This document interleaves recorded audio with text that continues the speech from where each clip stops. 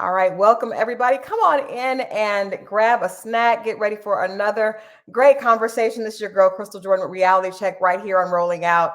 And tonight we have a guest that we've had before. He actually was trending the last time we had him here with the guest. So we're going to talk with Ceasar from Black Ink New York. Now, actually, Ceasar was the beginning. He was the founder of this craze that VH1 was able to tap into. So we have Black Ink New York, Black Ink Chicago, there's Black Ink in New Orleans, but it all started with tonight's guest.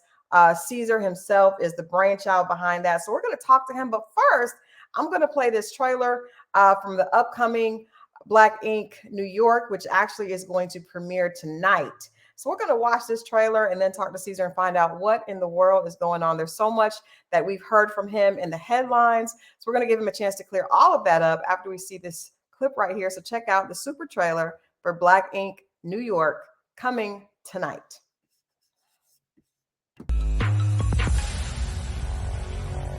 I built myself from the projects to be Ceasar Black Ink. But the real battle is only just beginning. So we got New York, Chicago, and Compton in the house. Black Ink battle. Big it. It's wartime right now. I'm ready. Y'all gonna see my big vision.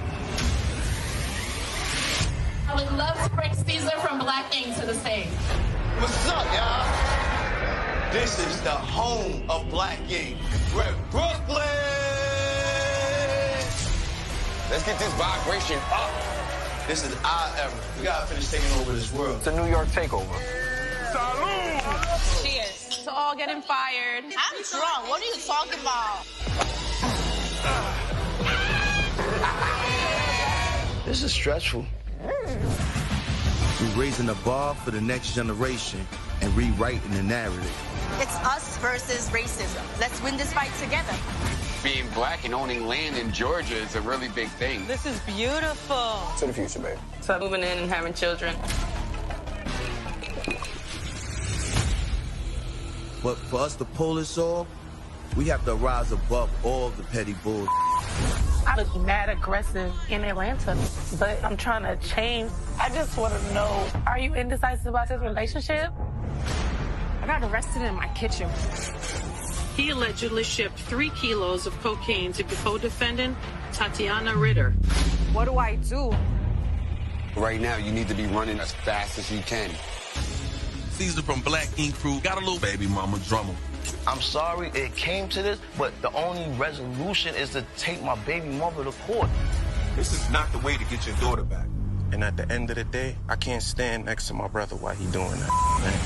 I can't stop feeling like this is just another betrayal. Everybody needs to do their job. That's all I do is my job. I'm just here. Enough. We are losing what the we are. You talking to me, man. I'm just telling you. How you bugging the out? What's the next move? Why is it okay that happened at Black Ink? Y'all are great artists, but y'all have to grow the up, yo. What out of your side? We can't keep moving like this. This industry's changing. We're changing. How does this story continue, yo? I have faith that things can get better. What we need for the future is unity. Curse, what you had in mind? There was a time I wanted to see at someone else's table. But now, I want to build my own table. I'm with you if you want to do it. For sure. I'm bringing y'all together to show what an alliance of black tattoo artists are capable of doing. Tomorrow, we fighting, y'all. It's a battle across 3 Black Ink cities to find the greatest titan of them all. I got smoke for whoever wanted. We about to on these mother. Put the money on Chicago right now. Let's get ready. All right. Oh, here we go. You're in a cage match now.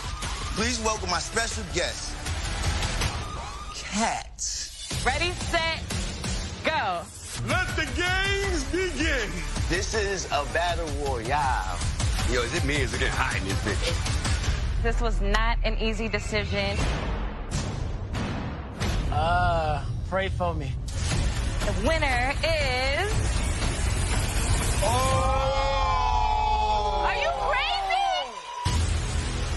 It's about to get wild, yo. Black Ink Crew New York returns Monday. All right. That was a lot to digest. So we're going to welcome the man himself. Please help me welcome Ceasar, the man for Black Ink New York. Welcome, Ceasar. Well, thank you for having me. How you doing today? Thank you for jumping in. We know this is the premiere or your premiere weekend. There's a lot going on, and you're back. First of all, like I said, I have to give you credit because you started this entire thing with VH1, and it has grown so much. It's definitely a part of the culture, and you've provided opportunity for a lot of other tattoo artists on the show and even off the show to really get some accolades for their work. So kudos to you for being the brainchild behind this. Well, thank you, thank you. Like sometimes when you're doing stuff like this, you don't really realize how far deep you in until you look back. And to think I've been on TV almost 10 years now, and I've been helping people off TV and franchising and doing what I really have to do to represent my culture. Well, you've definitely been doing that, and unfortunately, a lot of times the hype and the headlines are not necessarily about how dope of a tattoo artist you are, but being famous and being in front of the spotlight really puts you, in front of people as far as being able to kind of look at what you're doing outside of the tattoo parlor. How is being famous? How is this whole last 10 years affected you? Is it do you sometimes wish that you weren't necessarily as exposed, or do you just kind of take it with a grain of salt and feel like it's a part of the job? I mean, I'm not even gonna tell no lie. In the beginning of it, I used to be thinking I wasn't built for it. I wasn't really meant for this type of thing. But my mom just set me down after like season 3 and basically told me don't spit in God's face with the blessings He give you. You gotta do what you gotta do, and you gotta make sure you turn that thing that you feel so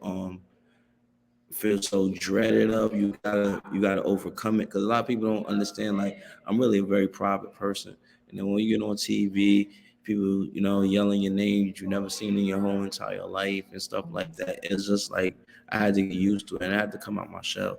And I kind of thank TV, because TV forced me to be something I've been running away from, and that's really being a leader, a boss, and a leader in my community. Like, that's something different. That's something that you could be proud of. I mean, yeah, I could be proud of being a TV reality star, but man, it's different when you affect people that you grew up with, and you see people in your neighborhood, people of your ethnicity, when you go other places talking that you're their idol and they look up to you or you're an inspiration to them. I never had an inspiration ever. So for me to sit here and leave a threshold or leave something like that for other people to thrive for is a blessing. Yeah, definitely. How did you get started doing tattoos? I mean, tattooing just stumbled upon me because I was really getting out the streets, and I was having my daughter around the same time. So I went back to college, took up visual communication, and then what happened was I was drawing up some tattoos for people in my baby mother's building, and there was a guy who was tattooing them in the building, and he basically wanted to meet me after a while. So after we met, he's like, I'm gonna teach you how to tattoo just so I could stop, selling drugs and stuff.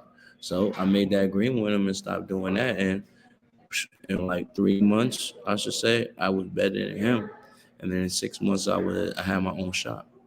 Wow, that's really fast. That means that was your gift. What was it about tattooing that you think inspired you to be able to move that quickly? Was it the art? Were you good at the art, or was it just the idea of creating something that would live on people? What was it about it that really like connected with you? I mean, it was a mixture of both, plus the financial stability.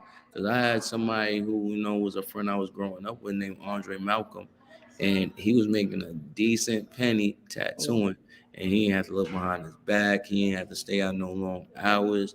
He didn't have to do a lot of things that I feel that, wasn't positive.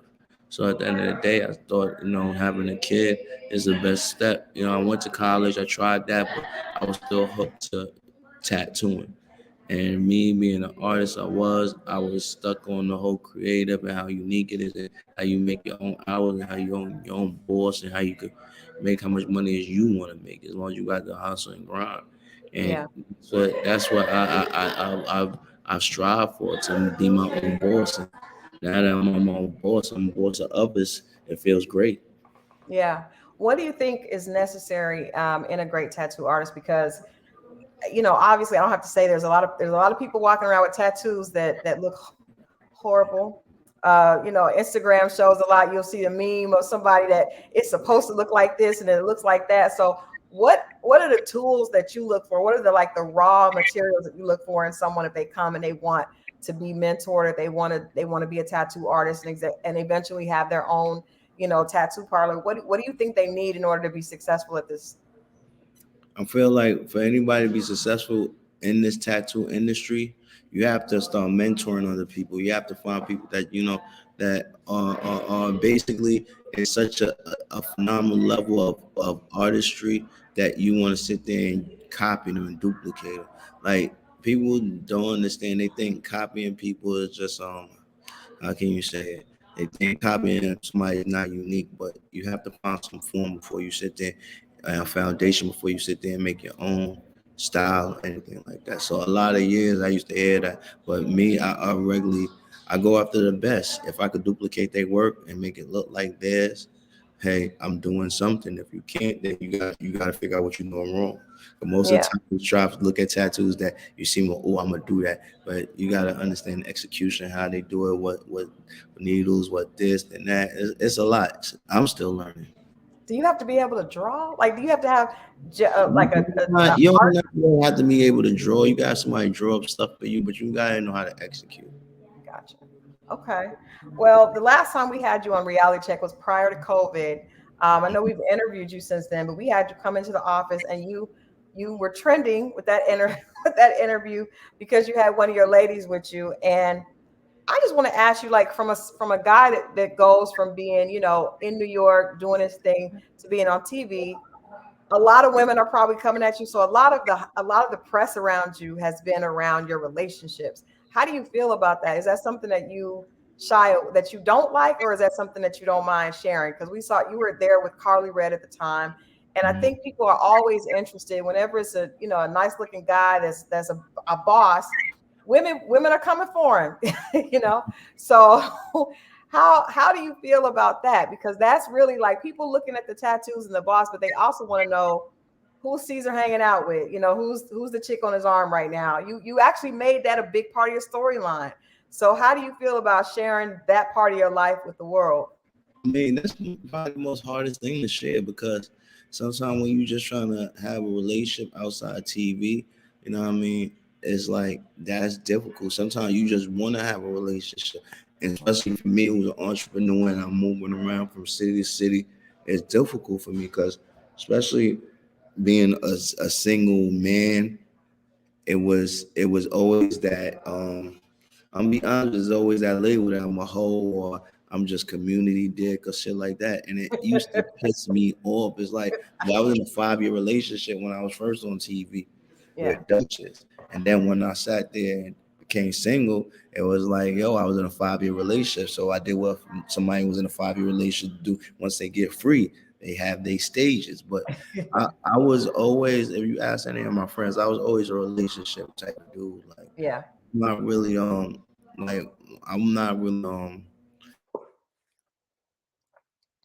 Uh-oh.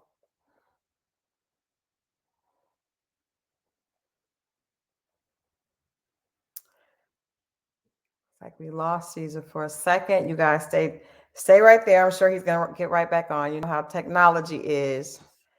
Technology is rough. All right, we got him back. Okay. Right when it was getting good. Right when it was getting good.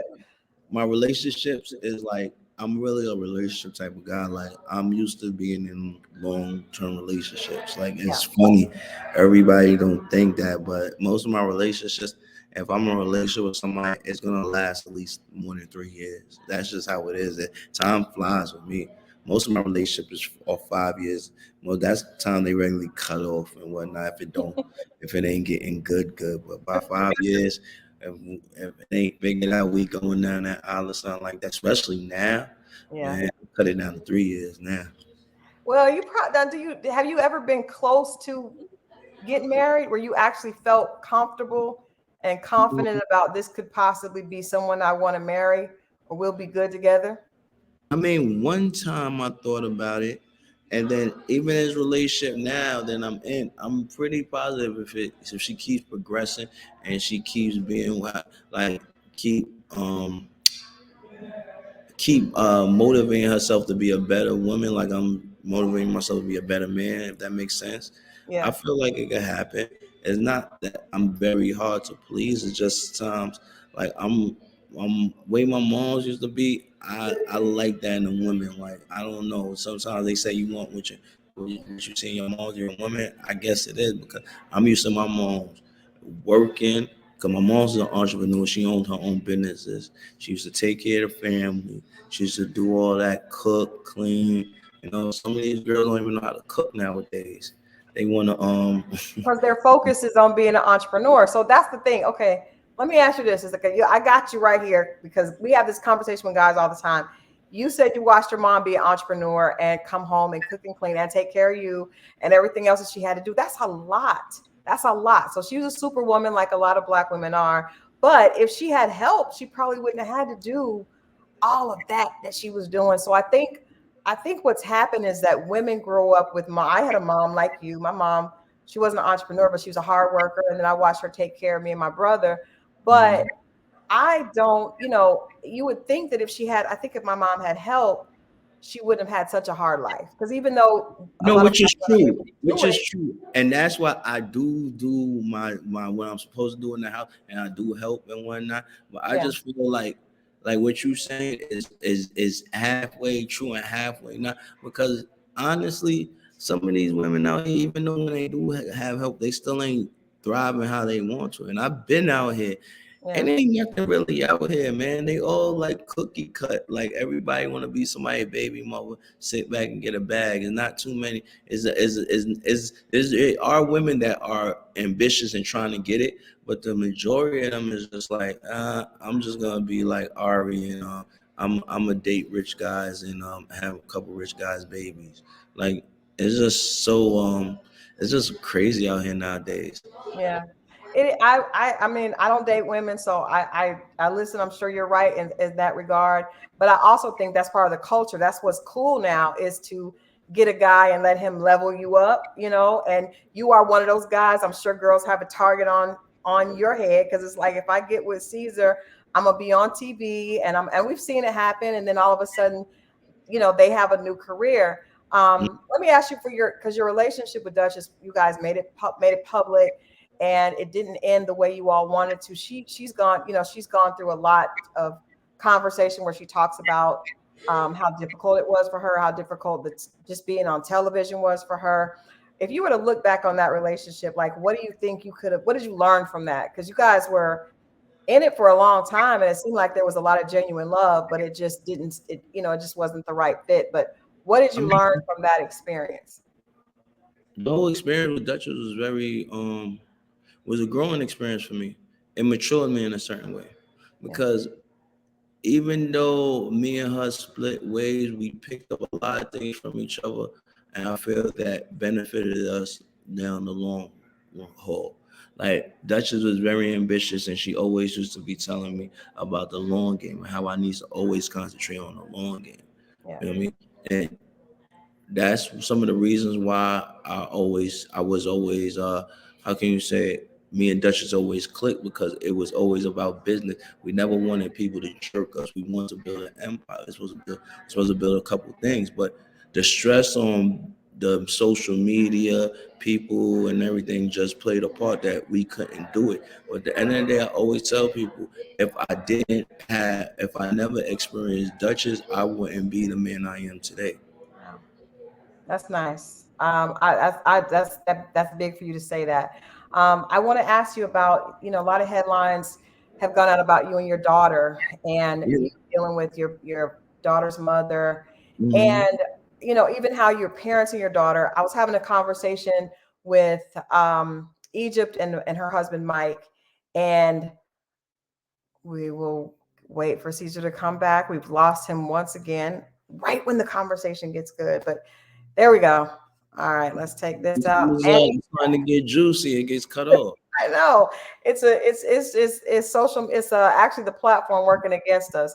But what I was saying is that, I think I was talking to Egypt and Mike. We were talking about the importance of fathers being able to protect their children and not be like made to be the monster. Like fathers parent differently than mothers.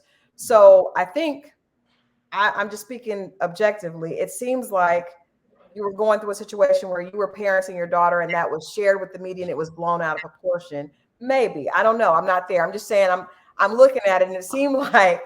Nah, I mean, I'm gonna be truthful with y'all. It took me a very long time to even want to talk about the subject because it's like, how do you talk about something that that's going on in your life, and some people are taking it as a storyline for my show. Some people are taking it as, oh, this is something that this man is like, he's just a monster. So I'm taking it like, like this couldn't be it. The thing why I never said anything before, because this is my family, and at the end of the day, when all the cameras, lights, and all that go down, it's still my family. They still hold my namesake. But after a while, it's just so much you can take. Because if anybody remembers from day one, my daughter's mother has been coming on this television show trying to defame me. And that's one of those things that I have been trying to deal with for the whole 10 years I've been on television. People that understand, how do you deal with somebody who makes a narrative and uses the baby mother and sees this and see that against you, and use other women's experience to try to make it seem like you're a monster. She sat there and depict me as a deadbeat baby father, when I've been taking care of my child since before she was even born to this day, and still putting money in her pocket. But that's not even the subject, because I ate as a grown ass man and said, you know what, some things you have to eat.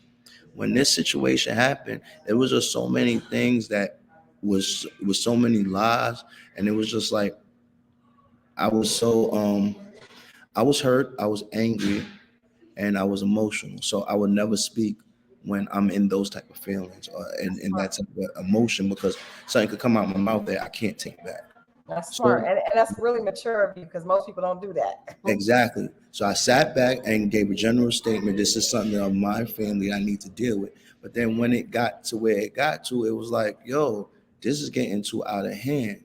You feel me? Because not only did none of that happen, it was like, why would you have my daughter get on social media, tag this shade room, not shade room just picked up, tag this shade room and say all these heinous things?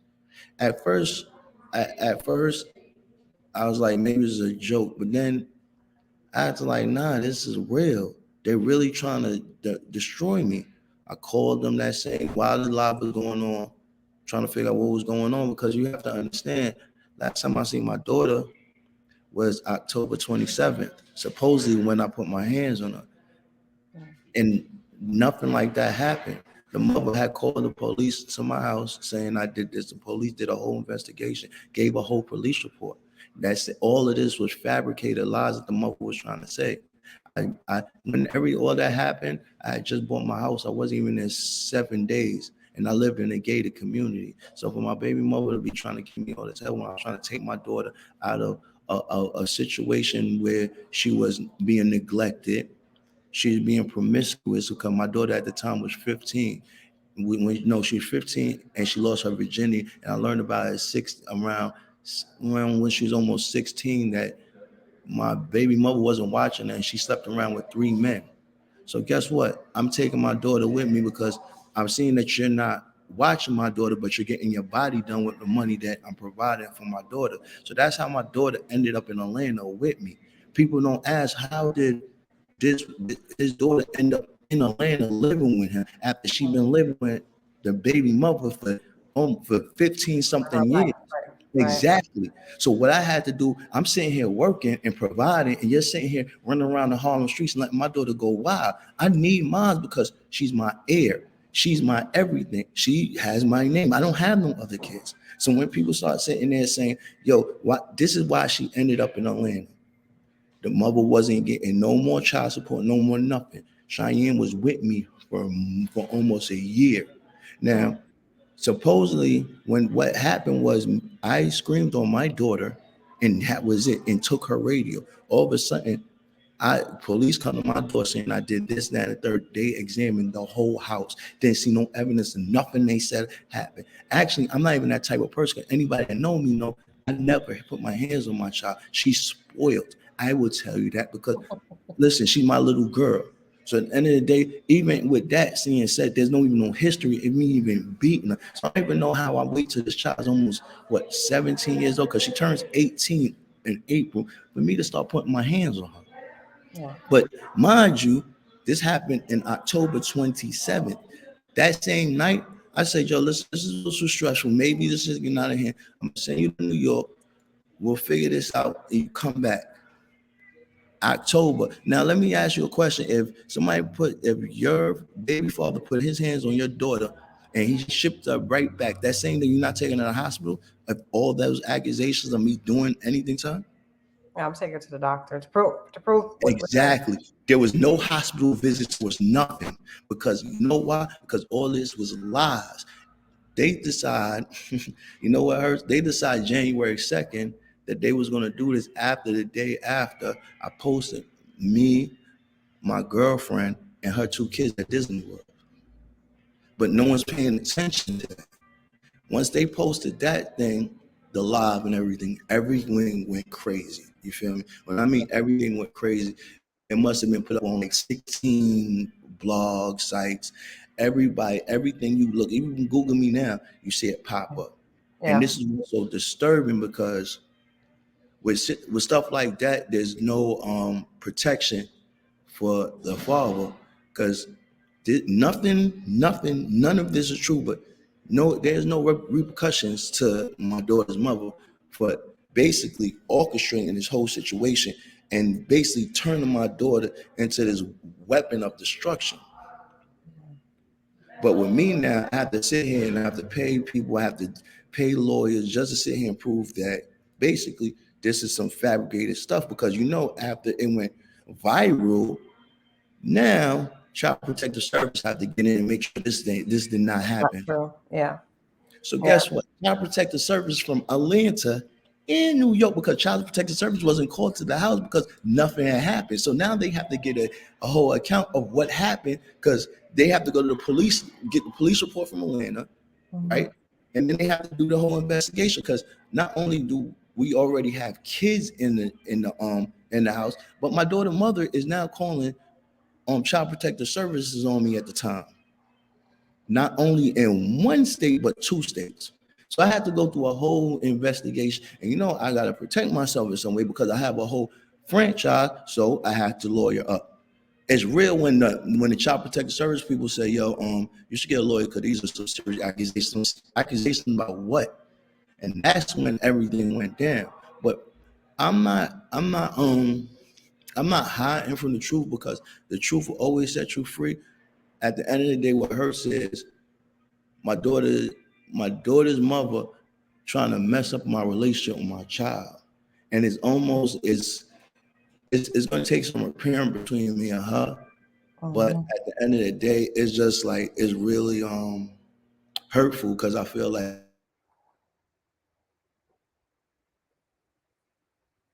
Man, you guys, states, just hold tight.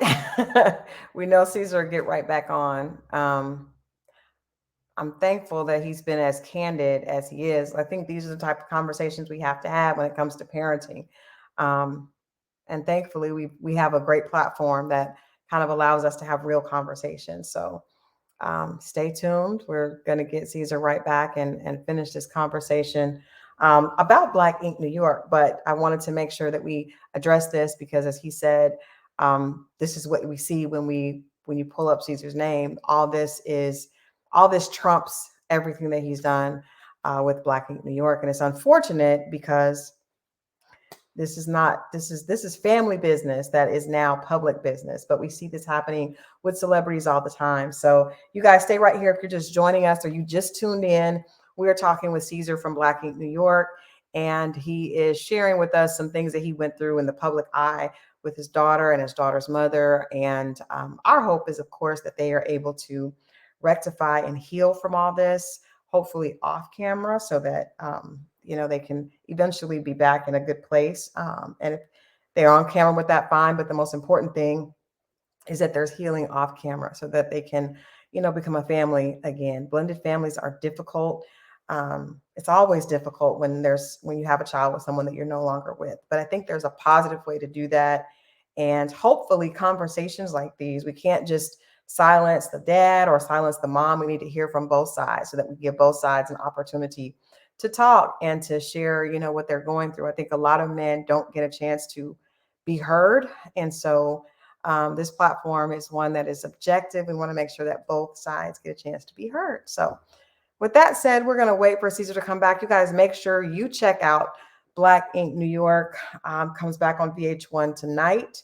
So once we get Ceasar back up, we'll talk a little bit more about this. And of course, we want to hear more from him about what we can look forward to seeing. That trailer was amazing. We see that there's a lot we get from these tattoo artists, not just during what they're doing on the actual show, but actually what they have happening in their home life. It kind of melts over into the show. And I think that's why people like watching it, because they actually get a chance to connect with them and see what their home life is like, see what these artists are doing outside of the tattoo parlor. So, all right, we're getting ready to bring Ceasar back in and finish up on Black Ink New York. I think we got Ceasar coming back in. Love to hear what you guys have to say. You can always leave your comments here. You can always visit rollingout.com and leave them on the page as well. Definitely would love to hear from some more fathers and mothers that may have been in situations like this, that may be able to shed some light or give some encouraging words as he works through this. So I'm just saying, Ceasar, I really appreciate you being honest. I don't think that we often hear men speak from the heart. Mm-hmm. And that is why people make a lot of assumptions. When you see a headline and we don't hear from the man, a lot of times people assume that he's not hurting, but being as that's your daughter and you had a relationship with your daughter, that has to hurt. And so I think saying it and people being able to hear that will make people stop judging so fast. At least some people stop judging so fast and realize this is a man that loves his daughter. This is a situation that really is none of our business, but it's unfortunate. And there's so many other men that deal with it. I didn't even get to finish. So I didn't even get to finish. It got cut off because I was really like trying to let people know, like, this is not nothing. This is almost like it's like some soap operas situation. Like, to be honest, even when I'm going through, like, I'll stop. Like, it's just certain things that is so crazy. Like, let me just share a thing with y'all real quick, right? Would you, as a woman, would you sit there and say, yo, give me $1 million and put me back on the show and we can forget about all of this? No, that's not. That doesn't sound like someone that's really worried about their daughter. And this is in court now. Oh, wow. This is on court papers. So if any, like, I have receipts for all of this. So my thing is that where does it even say and say, yo, let's go get help with our child who you said I did this to? There's none of that. Everything is financial retribution with this person, And this is what pisses me off, because it's like, how do I sit here and explain to people that I'm basically getting extorted from my baby mother, and this is just a plot from her? Everybody gonna be like, I'm lying, but it really is. That's what I'm saying. Like, yo, this could not be. I feel like I'm in a Lifetime movie. Well, like I said, I hope that the most important thing is your relationship with your daughter. Hearing you talk about how that's your only. First of all, I know fathers and daughters because my husband has 4 daughters, and it's a different type of relationship. And my hope is that you're able to repair. First of all, it's never too late. So she's getting ready to be 18. That's a good thing. It's never too late, but certain things, it just messes up things. Like, think about it. Like, I brought this girl in the world and she just graduated out of high school. I didn't even get to go to graduation. She about to go up to college. There's certain things in her life is like, damn, I gotta miss this. The things that I worked for. Like, how many people would sit there and say, yo, I have a grown daughter who's about to turn 18 in April and she's about to go to college. And I made sure of that. All my achievements gotta get snatched away from me because of a jealous baby mother, and it only happens when I get into a relationship. Every time I get into a relationship, it's a problem. When I got with Duchess, she started it. When I got with Kit, she started the same thing. When I got with this one, the same thing. But anytime, if anybody knows, anytime I'm single, we completely fine. And mind you, I haven't been or touched this woman in more than 15 years. Well, I mean, sometimes hurt and love, there's a thin line between love and hate. And, Yeah. you know, and sometimes that love and that strong feeling turns. But like I said, I really do wish you and your daughter a repaired relationship. I'm sorry that you missed out on some of those things that you cannot replace a high school graduation. But there's so many more things your daughter's going to go through that you will be able to be a part of. So we're just wishing and praying that happens soon. So I appreciate you for sharing that, because trust me, there are a lot of other men dealing with that, a lot of other mothers dealing with things with their children's father. It's just a lot of pain sometimes with relationships like that. But that takes a lot of courage to share the way you did, and I appreciate that. With that being said, I do want you to tell us, this season of Black Ink, it's a lot going on. You brought together the other some of the other cast from other shows, which is great because it shows you guys all working together. How did that come about? I mean, that whole thing happened because, as the first friend, like the first show of the franchise, and basically the main show is basically, we got all these distant cousins, but no one ever seen us come together. And there's always been that little thing in the air, who's the best shot. So we put it out there and figure out who's the best. Well, I want to know who's the best. I can't wait to see what happens. It's interesting that you guys got Kat to come and judge. That was a little messy there. We know we actually had the chance to go to Chicago and tape their reality check segment there with at the time there was some disbandment with Ryan and Charmaine, and it was a lot going on. But that's interesting, having Kat be the judge. Let people know what they can expect to see on this premiere that's happening tonight, Monday night here on VH1. What can people expect to see? I mean, you're gonna expect. I mean, what can I say really? You're going to see a whole bunch of crazy Black ink, but it's kind of different because of the whole COVID thing. So not like other reality shows that completely ignore that we're in a pandemic. We actually face it. Last time people seen us, we was in Atlanta, we was about to come to New York. Yeah, I have to see the whole readjustment of getting back to New York, getting back to our community. And also, Compton comes right after us. We got people in AC in almost 2.5 years. Is they season 2, and it's gonna be hectic. It's gonna be a Black ink night.